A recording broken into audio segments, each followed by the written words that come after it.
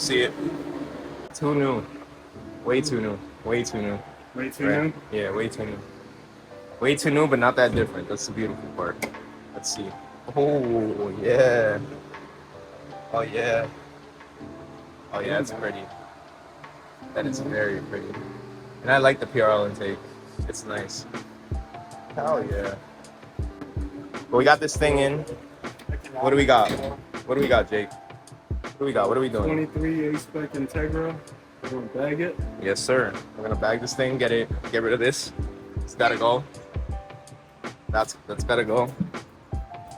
And yeah, I mean that's pretty much the biggest thing. And see, it's got an exhaust rattle from a new exhaust somewhere once it's hot. So we'll play around with it. We gotta test drive it when we're done with the bags, so then we can see if we can hear what's rattling and just play around with this thing and make it look cool, right? That's the goal. But yeah, let's get set up. We'll get this thing in the air.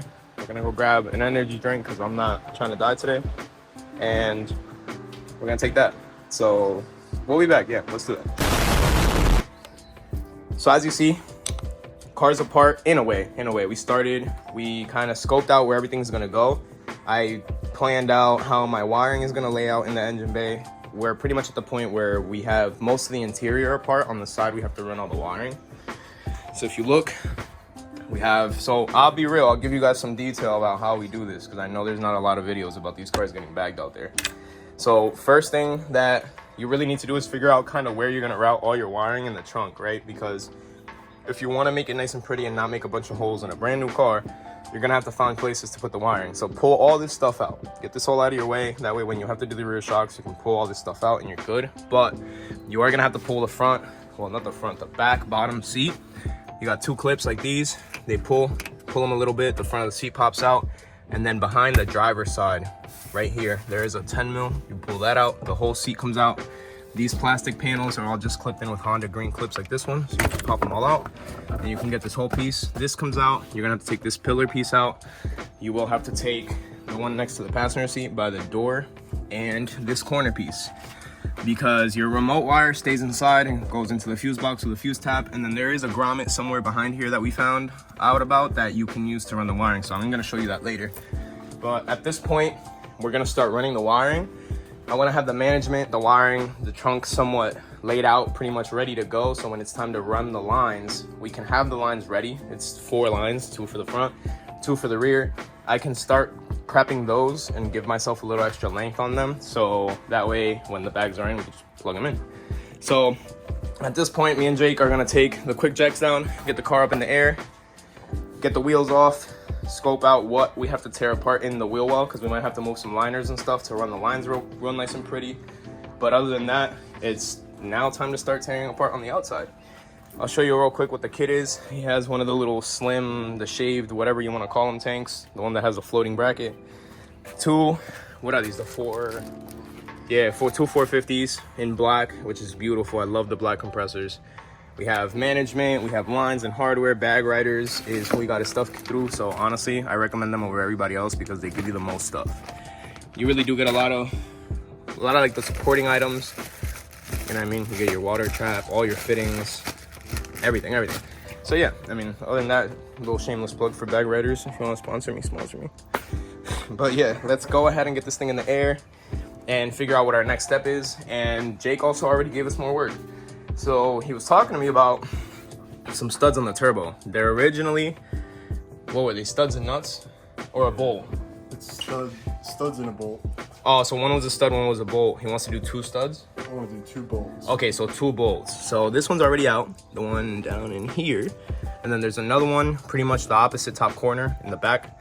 That one we still have to get the stud out so we can put the bolt in. So later on, after we get the car kind of prepped, we'll pull the charge pipe, pull these shields off, and get that stud out for him. So, and we have the torch. We got it, you guys can, you know me. But let's do this. Let's get this thing up in the air and turn this fan back on because I'm starting to drip.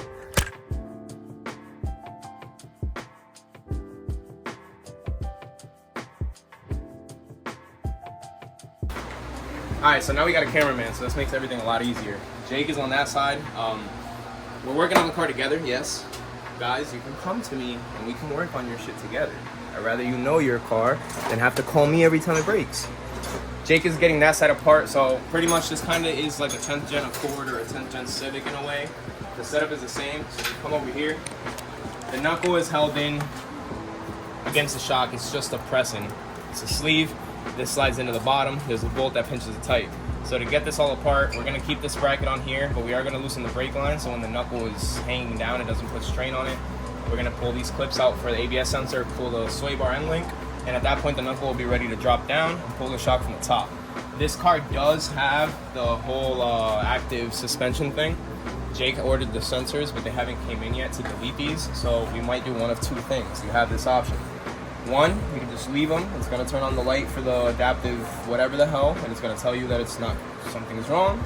Or, if you have a good scanner, put them in test mode. I'm not gonna go too into depth because if you don't know how to do that, you shouldn't be doing it anyways.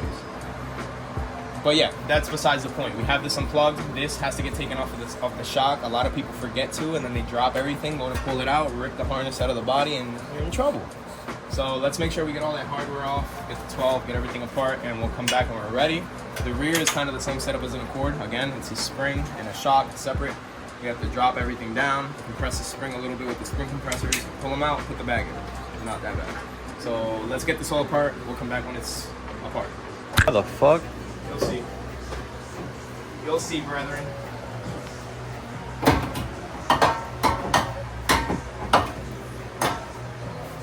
Brethren.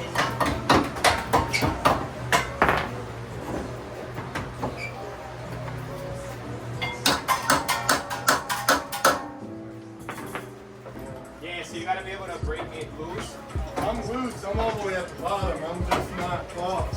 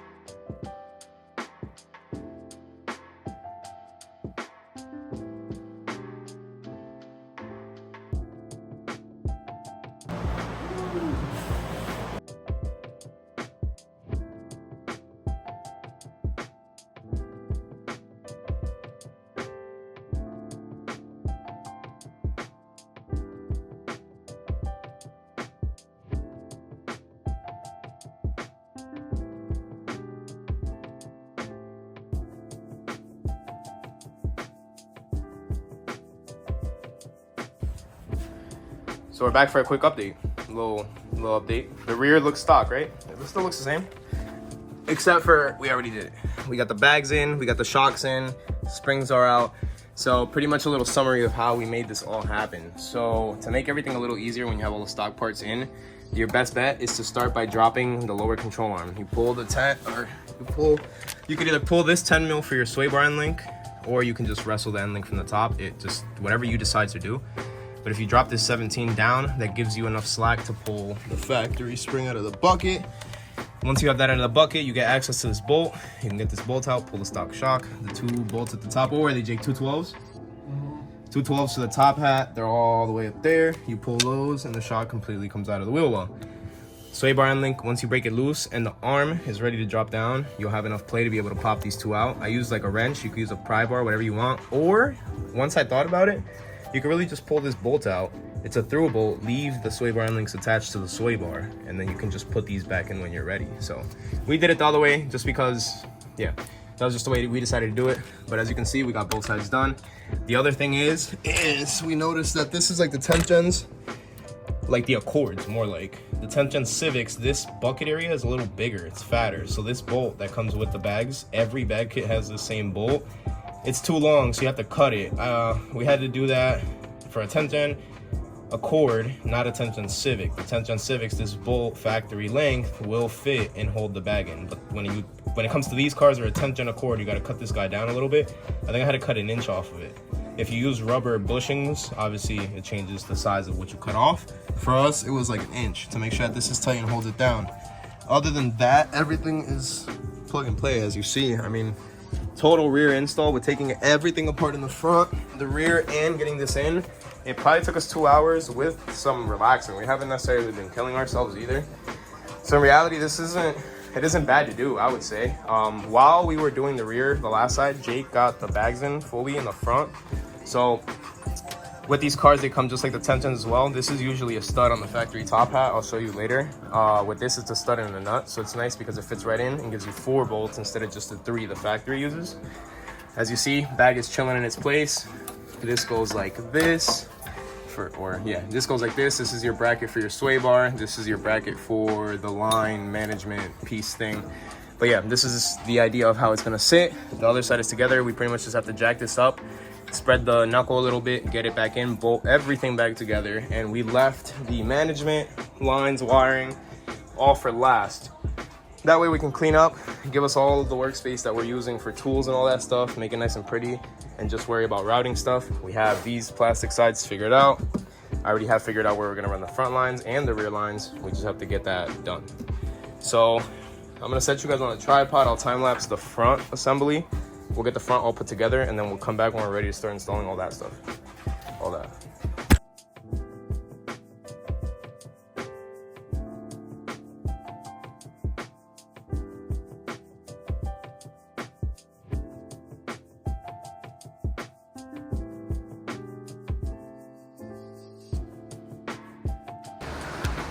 And we got an update, a beautiful update.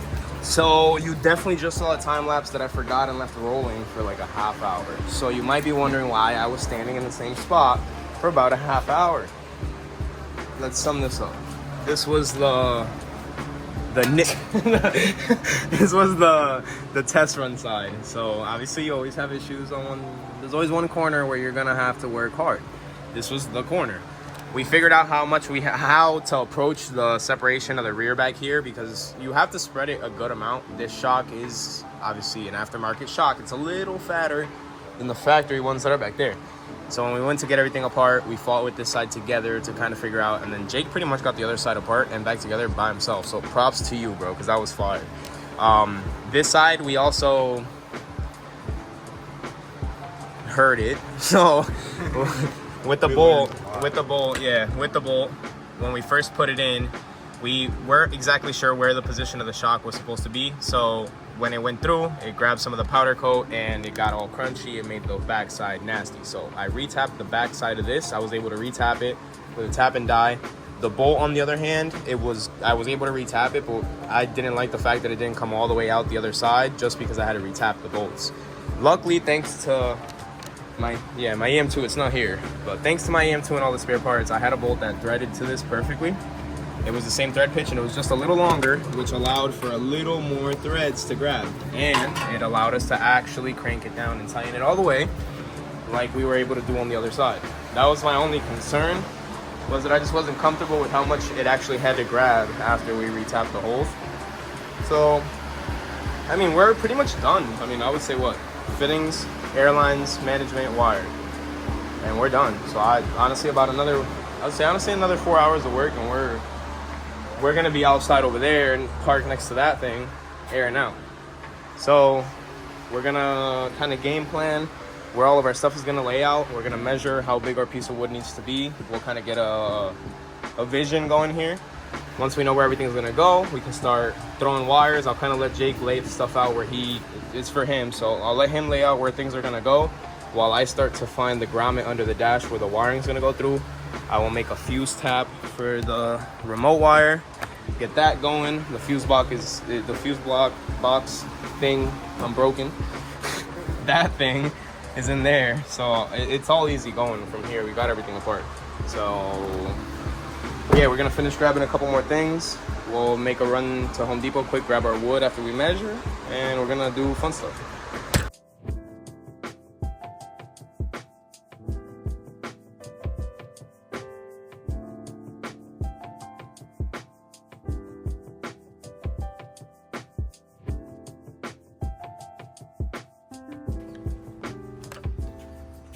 Stuff is happening. Tank. So long story short, we ran all the stuff on the inside. We got the lines, we have the wires, we have pretty much everything laid out through the car, into the engine bay, to the bags. All the bags are plumbed, airlines are prepped. I feel like you guys don't need to see that. That's just a bunch of me struggling and trying to figure out what I'm doing with myself. So now we just got to get the wood into the trunk. We have it over here. I cut it up. Jake is getting the fabric all on it, and we're gonna make this thing look good in there. The idea is gonna be that the piece of wood will sit on top of this piece. We're gonna take out the two little latch pieces right there that are for cargo, and we're gonna use those holes since they have a 10 mil underneath. Use a long 10 mil, tighten the wood down, that way it doesn't move. And then we'll have the compressor, two compressors right here with the lines running to the fittings, and we're gonna make this thing look cool. So pretty much all we have left is once Jake is done with that, I can get everything routed to where it needs to be, get the wood into the car for its final time, put all the trunk pieces back together. I have to run the exhaust out of the body of the car, which is gonna be right there. There's a grommet that shoots behind the bumper, so you'll be able to hear it nice and loud when he airs out. And yeah, I mean, we're kind of hitting the last final stretch of this project. It's just actually assembling all the little stuff like that. That's done. So that's pretty much how that's gonna look. You know, something nice and pretty. Cheap. Yeah, pretty cheap. We spent like what, a total of like 40 bucks if you count the curtain. Yeah. It's like 40 bucks to make this piece of wood with the piece of wood and the little fabric and the glue. So if you already have glue, you save yourself like 13 bucks there. But now we can get it sent into the trunk. So we're gonna put that foam piece back in. I'm gonna set the relays. I'm not gonna bolt the relays down because they don't move. So we'll set them in behind this foam piece. So if for some reason Jake ever wants to see the relays, you can see them. But yeah, we're gonna go ahead and play with this and see kind of how everything's gonna lay out, see where the tank will fit, how it'll fit, and the compressors. And then I'll show you guys when we're ready to time lapse us actually assembling the thing back together. So let's do it. So like I promised, I told you I was gonna show you how we're gonna lay it all out. The tank, I have the holes marked right here, 4 holes. That's where the brackets, those brackets are gonna go to hold it down. We set the management in here. That's where it's gonna go. We can flip that plate that way. These guys will live right here with their isolation brackets, so they don't make a crazy amount of noise. No one wants to hear that shit. So that's what's gonna go there. We have the water trap. I just gotta put the 2 fittings on. I'm gonna have Jake do that, which the water trap is gonna lay up over there. So that way if he wants to pull condensation out of the trap in the tank and the water trap, he can literally put a rag behind it, press it. Same thing with the relief. Nothing crazy. Let's go ahead and set this up on a time lapse, and we'll get this all kind of done. Let's kind of get this wrapped up. I want to see it working and making airlift noises. Let's do it. Let's do it. It's almost dark, and we're done, pretty much. Jake's adjusting his exhaust. Trunk is done. Tank is in. Wires are wired. There's air in the tank and it's not leaking. We sprayed it all down. Compressors are tying down. This board is good to go. Isolators are good to go.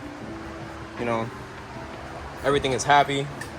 We have the fuse tap done, the interior back together. All Jake has to do is put his rear seat back in, and I'll give him a hand with that. And we just put wheels on so we can calibrate the manifold, get the car on the ground, get it happy, and yeah, send him on his way so we can both shower. We fucking been sweating all day, drink gallons of water each. And yeah, we'll just kind of see the couple little things we have to do still and get this car the hell out of here, you know? But yeah, let's get some stuff cleaned up. I'm gonna clean up real quick, get some of the stuff put away, get the shop looking right, and I'll come back in time lapse when we're putting the wheels back on and calibrating the manifold so you can see the car go up and down and do all the cool shit. Let's do it. Now it's wheel time. Now we can get the wheels back on the car, air it up, let the management do its testing thing. First I have to get in and put some air in the bags, but we'll do that once the wheels are on. So when I lower the lift, it's in the air. So I'll set you up right here, and you can watch us do it right there.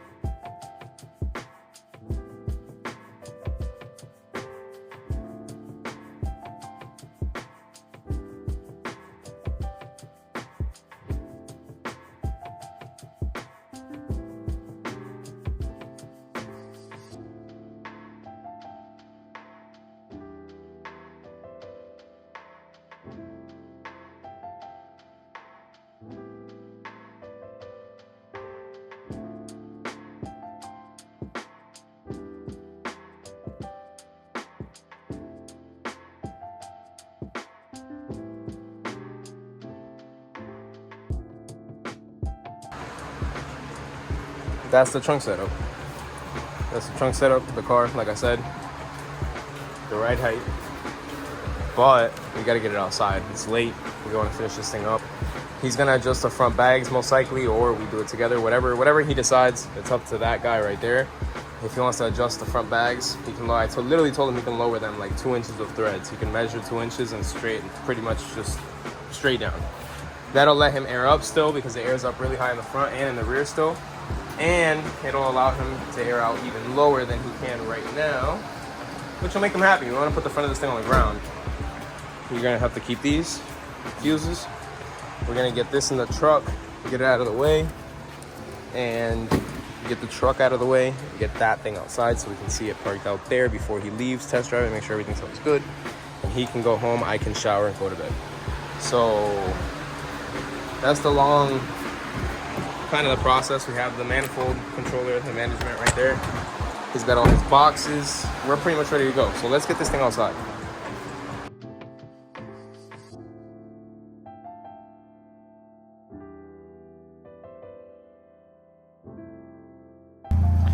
Test drive, test drive, test. Now it's time for a test drive. Test drive, test drive. New cars, man.